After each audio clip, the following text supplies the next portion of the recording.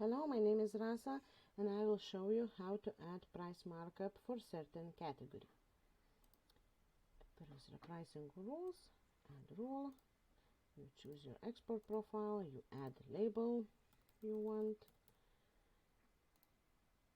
you choose category filter equal, you choose from the list your category.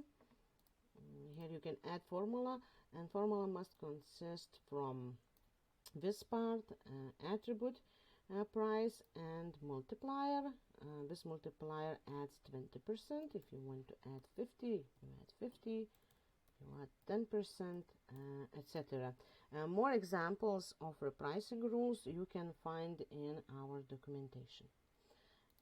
You choose priority. The lower number, the higher is priority. For example, if you create several pricing rules, so higher priority rule will be added first. Status active and create. Now, how to check if your pricing rule is applied correctly? Go to product preview, go to the supplier. You can find product example, you copy en. You can check if product belongs to the category you mapped. Here, cat beds category. Here you check if it's a category you mapped.